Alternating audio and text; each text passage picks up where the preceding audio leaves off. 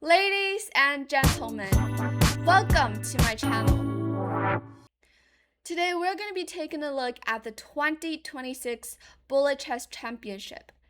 If you think that 1 minute with no increment, that is bullet chess, is just a time control that's all about mouse speed, then unfortunately you're wrong. But of course, mouse speed is a big part of this time control of bullet chess, because if you're slow, you might just get flagged by your opponent even if you have a winning position. But this tournament that I'm going to show you guys today proved the exact opposite. Grandmaster Nihal Sarin from India has just become the 2026 Bullet Chess Champion, and he has defeated Firouzja in the grand finals. Firouzja is actually the 3 times champion already. He has won the last 3 years Bullet Chess Championship in a row and is the defending champion of this whole event. But this is not the big part of it. This is not what the most unexpected thing about this whole event was about. For Nihal, he had an amazing performance in the finals. You just can't believe what he did in the grand finals. He defeated 3-time champion, defending champion Firouzja, as I've said, and the way he won it was astonishing. He had a 15-game win in a row against Firouzja. He won the last 10 games in Grand Final 1 and also won the first 5 games in Grand Final 2. There are 2 stages of the Grand Finals, and he, in total, had 15-game win in a row. That is just really something shocking, and for a lot of us, this type of winning streaks just shouldn't happen in such events, but it happened. For me, I think my longest winning streak was 13 games. But of course, against those players who are much less stronger than somebody like Firouzja. So it's not 15 games on several days. It's not like classical games, but 15 straight wins against one of the world's best bullet chess players ever. And that's the kind of results that even make elite grandmasters kind of question about what's happening here. And to reach the title, Nihal first of all eliminated Andrew Tan and also Arjun Eragazi. Here is the result. As you can see in round 1, he first of all defeated Christopher Yu, and then in the quarterfinals, unfortunately, he got eliminated by Firouzja when they faced against each other in the semifinals. But that's not the end of this whole event. It doesn't mean that you can just go home and you have nothing to to win. For here, Nihal, even though he lost, he gets sent down to the losers bracket, and then so on. But this is not important. What's important is those 15 games that he has won in a row, and he reached the losers bracket, then defeated Firouzja twice in the grand finals, finishing with a dominant 15.5 points against 7.5 points victory before winning the reset match 9.5 points against 4.5 points. So watching him play almost doesn't feel real. Of course, in bullet chess, even if it is for play by grandmasters, the quality of the games are obviously kind of course, not great, or has nothing to compare to classical games that are played by those top grandmasters. Those accuracies by each game are actually sometimes even us can reach that kind of accuracy or even have a higher accuracy than what they played. But the most important thing is that when we watch it, for example, live, when we're watching the stream, when they're playing, those type of heart-stopping moments, or you just suddenly saw that one of them made a huge blunder or even gets flagged, this kind of experience is actually worth it and much more exciting than watching classical games. So here, as we can see, Nihal's mouse speed is incredible, but that's only part of the story. Even with just 1 second or a couple of seconds left on the clock, he can still find those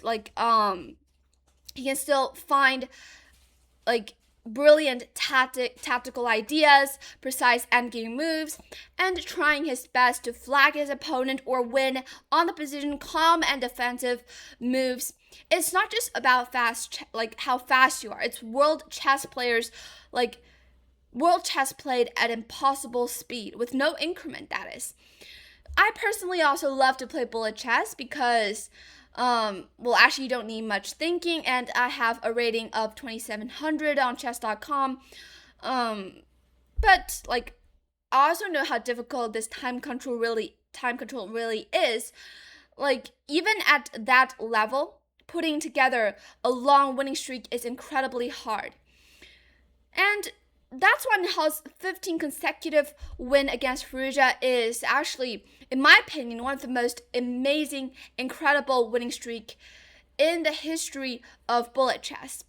So one of the most astonishing bullet performances ever that's been played in bullet. So today let's break down, even though this is bullet chess, but still, like any other videos that I've done before, I'm gonna go and show you guys one of the games, and I'll do a recap of that game. But what's more important when we're watching those bullet games is that not to really learn about it, but more to enjoy those funny moments and those pre-moves and everything. And in this game, this is a game that I have chosen for you guys that's been played in Grand Final 1, the first stage of the Grand Final, and this is round 22 between their match. And already Nihal is in a really hot performance and starting his 15-game streak. And this is one of the games that he has won in those 15 games. And now let's jump into this game. So Nihal is with the white pieces, and actually I've also noticed that between their matches, both players actually had a much higher win percentage with the white pieces compared to the black pieces. But yeah, that's just a quite interesting thing to notice about, not important. Now let's jump into this game. The game starts with knight f3, the red t opening, and here d5, g3, knight d7. So the opening, basically, I guess that these two players, or most likely, won't play anything like this when it comes to those important classical events. But in bullet games, you can just free to play any kind of structure, any kind of opening, as long as you don't get mated just from the very start or lose any material. But this game was crazy. d4, this is all normal. Knight b6, bishop g2, fianchettoing the bishop, bishop f5, development move. Knight c3, e6, a4. It's very logical, these type of a-pawns move, whenever you saw your opponent's knight on b6, or for example on g6. Those a4 ideas and h4 ideas are always very helpful to kick away this knight. For example, here, this is the idea, to kick away this b6 knight to gain a tempo and also gain space on the queen side. So this is actually a very flexible move, a4. And a6 was played. a5 here is definitely better to prevent white from pushing a5, but of course the pros and cons of each move is obvious. The pros is that it prevents a5 from white, but the cons, or the negative thing about it, is that it now weakens this b5 square. So of course b4 is also kind of weakened, but in the game, however, a5 wasn't played and instead a6. So still trying to defend the b5 square.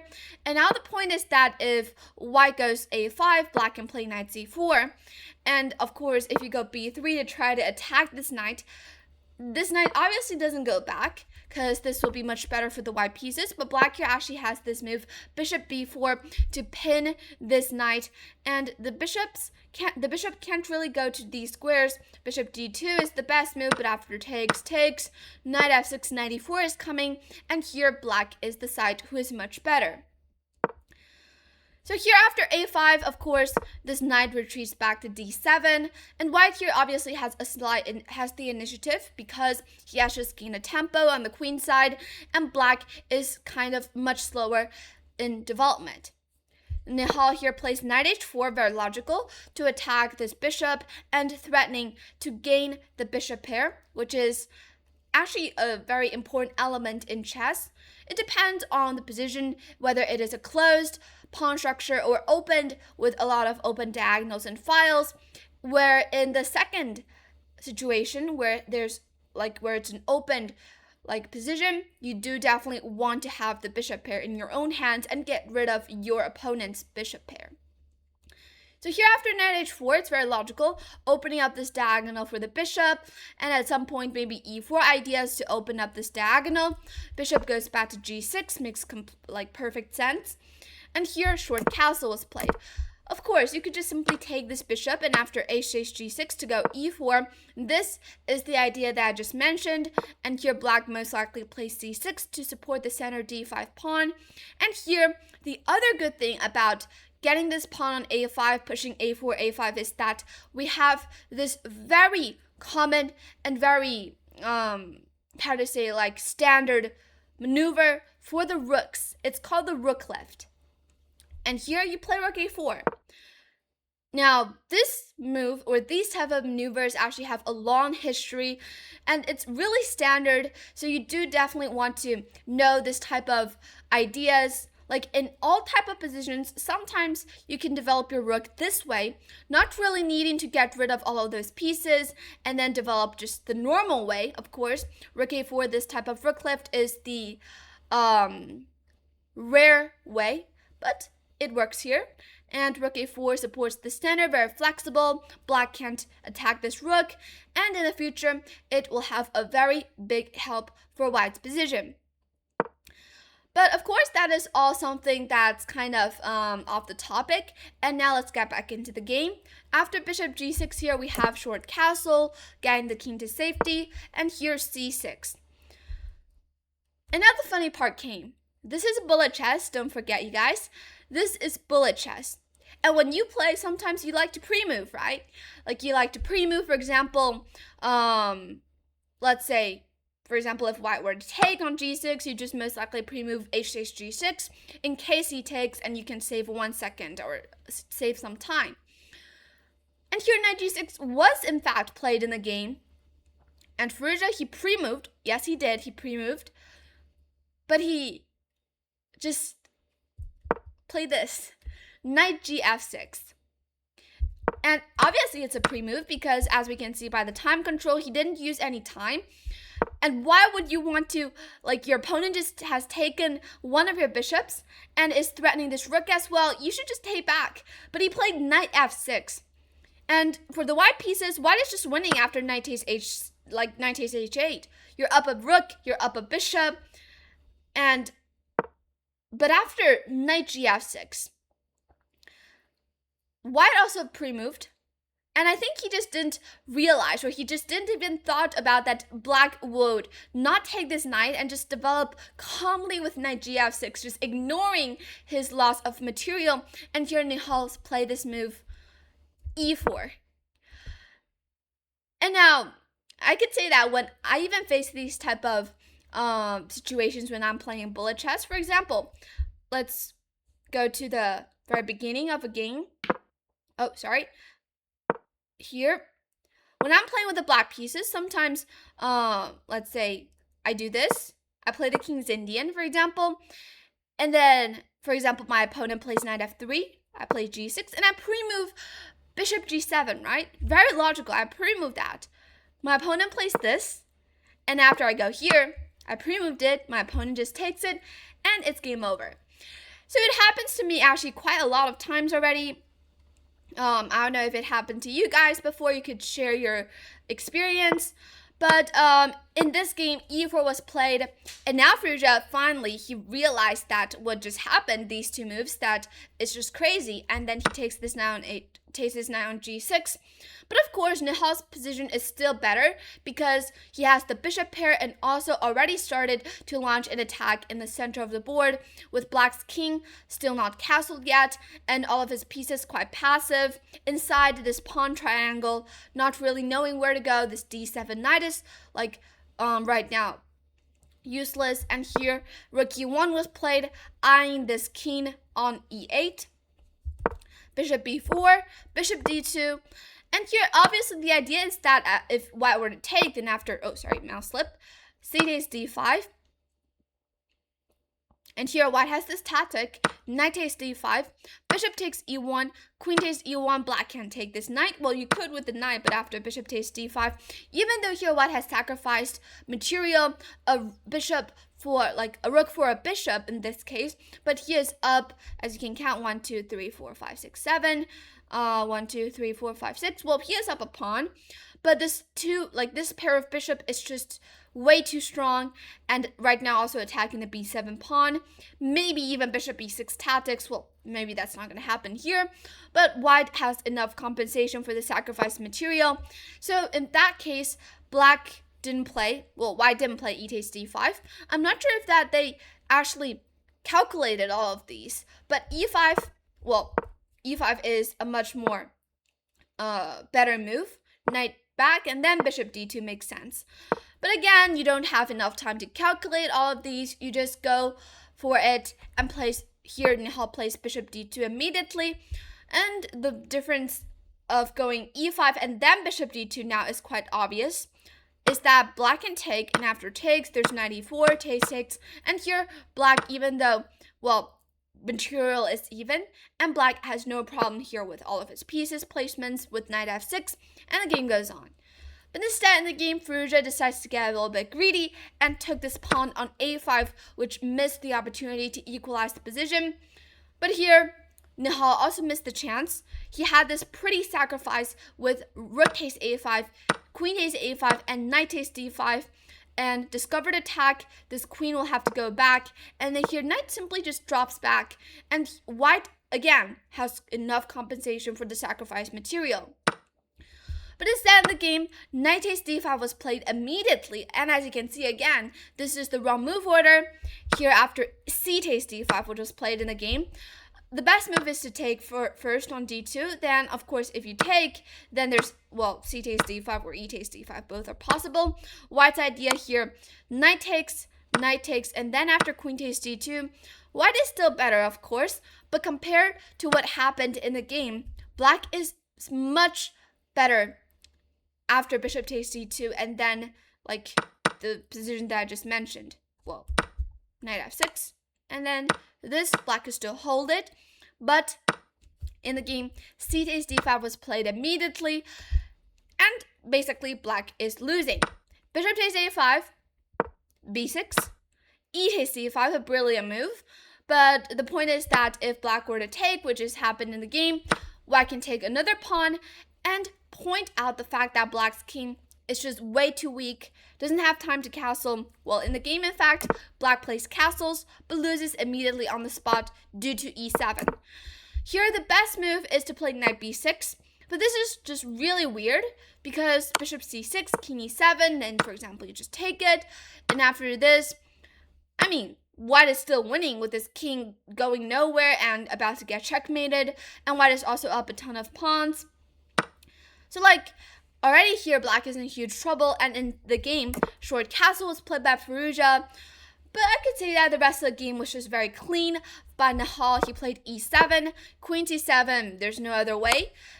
Queens, e takes f8 queens, rook takes f8, c3, knight b6, like, white is not only up material, up a rook for a minor piece, but also up a couple of pawns. This is way too much. And here, rook takes a5. Now white is up 2 pawns. Knight goes back to c8. Rook takes a6, up another pawn. Queen b8, b4, knight d6, queen d3. But I could say that this rest of the game was just very clean. And with those 3 passed pawns, there's nothing that black can do. No tricks here on the king side either. And after a couple of moves, white even gets to promote another queen. And here Firouzja resigned because there's just no reason to keep on playing in this type of position. Alright, so now let's go back a little bit, and basically the whole game just goes towards white's side after this c takes d5 move. Black could still hold after bishop takes d2, but don't forget this is bullet chess, and even grandmasters can just simply blunder in one move and lose this whole game, like, basically without any temper. You're just losing with no combat, no counterplay, like you're just down material and waiting, like you can just only see your opponent's pawn moving step and step closer to the 8th rank and promote. And this is exactly what happened in this game. But the reason that I find this game most interesting and I want to share it with you guys is because of the opening part. When I saw this game, like I find it too funny, and but also this just shows us that this is reality in bullet chess. It just happens. This is very normal, and these two pre-moves by both sides. So yeah, Nihal had this 15-game winning streak in a row. Really, really impressive, and he clearly deserved this title. Firouzja was actually the winner or the champion of this event in the last three in a row already. And Nihal right now broke his streak in winning this tournament and now holds the title of the Bullet Chess Championship. So yeah, this game, again, it was crazy. We can't really learn too much from those games because the quality, as I've said, is not too high. But it's more important to enjoy chess. And those bullet games, this time control, is simply for us to enjoy it. And you could play bullet chess if you could also improve your skills by playing these type of fast controls. Me myself, I usually like to play, but before tournaments I usually stop to play bullet chess because if you play too fast, sometimes when it comes to those classical games, you might just play too fast again and make easy blunders. So usually before tournaments, I recommend you guys to stop playing bullet chess and analyze more openings or play in a slower time control. Alright, right now I hope you guys enjoyed my recap of this game, as well as thank you guys for watching this whole video. Please subscribe and I'll see you in the next video. Bye!